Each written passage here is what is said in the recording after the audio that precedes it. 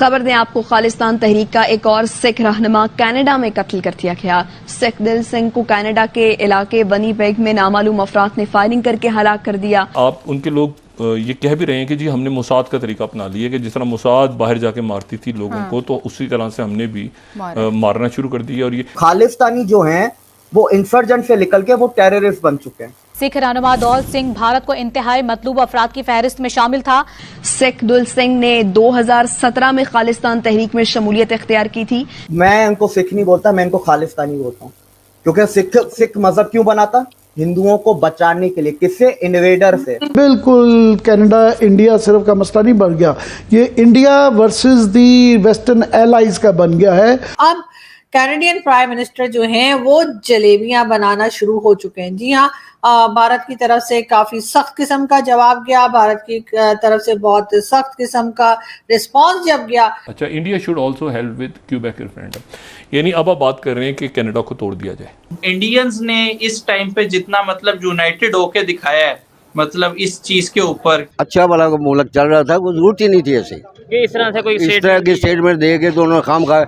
और वो इंडिया ज़ाहिर है बड़ी पावर है, बड़ी बात है, बड़ी इकोनॉमी है। अब देखिए पाकिस्तान के अंदर कश्मीर का जिक्र करने वाले की भी टारगेट किलिंग हो रही है।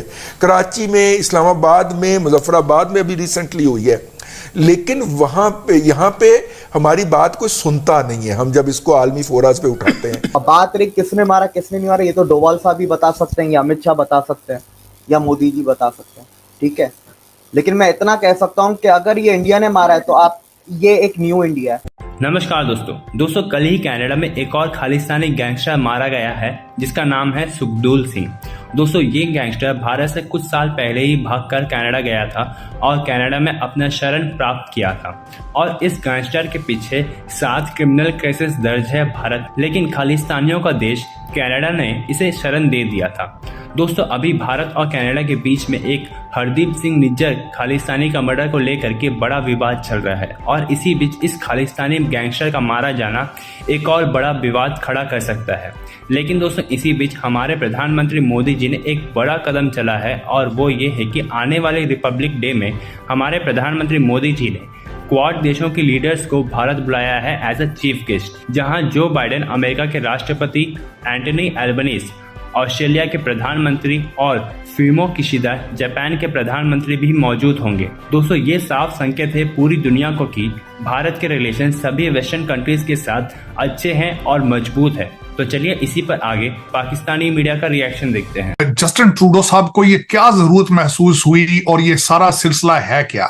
दर हकीकत इस वक्त वहां पे एक दूसरी पार्टी है जिसको कहा जाता है न्यू डेमोक्रेट पार्टी, जिसके हेड हैं जसप्रीत सिंह।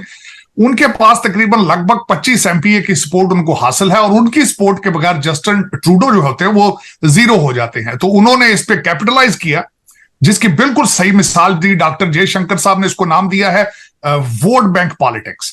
तो उन्होंने वोट बैंक पॉलिटिक्स खेली है और वो सपोर्ट हासिल करने के लिए सारा कुछ उन्होंने ये एक तो रीजन ये है कि उन्होंने वो सपोर्ट, दूसरा जो उनका न्यू दिल्ली का ट्रिप था वो सबको पता है जिस तरह का ट्रिप था, उनका जहाज खराब हुआ, कोई सिग्निफिकेंट मीटिंग ना हो सकी, उन्होंने वापस आके उस पर रिटेलिएट किया। लेकिन उसको मैं समझता हूं कि उन्होंने इससे पहले यही नहीं सोचा कि you are a prime minister of Canada, आपको पहले रिसर्च करनी चाहिए थी, इन्वेस्टिगेशन करनी चाहिए थी, एलिगेशन बेसिस के ऊपर आपको इतना बड़ा ब्लंडर नहीं करना चाहिए था, नंबर 1। अब उसके बाद उन्होंने क्या किया है, उसके बाद उन्होंने जायंट स्टेटमेंट लेने की कोशिश की अमेरिका से और बर्तानिया से, दोनों ने रिफ्यूज किया।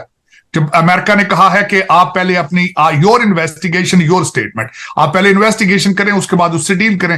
जो बर्तानिया ने स्टेटमेंट दी है उन्होंने उससे भी लोअर क्लास की स्टेटमेंट दी, उसमें भारत का नाम ही नहीं है। दूसरी उन्होंने ट्राई की, एक ऑर्गेनाइजेशन है फाइव आइज कंट्रीज, उन्होंने उनसे स्टेटमेंट लेने की कोशिश की, वहां से उनको कोई सपोर्ट हासिल नहीं हुई। उनकी फॉरेन मिनिस्टर इस वक्त यूनाइटेड नेशंस के इजलास के लिए न्यूयॉर्क आ चुकी हैं और उन्होंने कहा है कि वो G7 कंट्रीज से ये इसकी सपोर्ट हासिल करने की कोशिश करेंगे।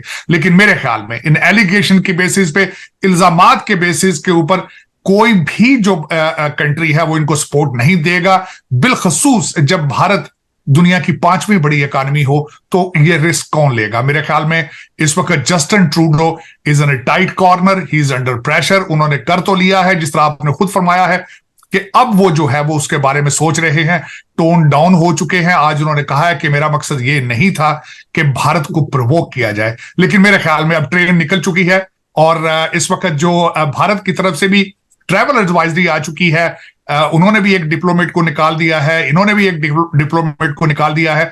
तो मेरे ख्याल में Justin Trudeau is an deep issue now, deep problem politically, और खासकर जो उनके पैरिये उनके जो वो अपोजिशन के लीडर हैं फ्रेंच स्पीकिंग कंट्री से, स्टेट से, उन्होंने भी कहा है कि इनको अब इसको क्लीन हैंडेड इससे निकलना होगा, इन्वेस्टिगेट करना होगा, इतना बड़ा जो ब्लंडर किया है उसके जवाब देने पड़ेंगे। जवाब देना पड़ेगा, बिल्कुल डेफिनेटली सर। ये मतलब अभी तो इतना जदीद दौर हो चुका है और खास तौर पे इस टाइम इकोनॉमी का दौर चल रहा है। सर आपने बात की मुख्तलिफ कंट्रीज की, आपने यूएस की बात की, यूके की बात की, इवन ऑस्ट्रेलिया की तरफ से भी स्टेटमेंट आई है, वो भी जो देखने में आता है वो भारत की साइड पे है।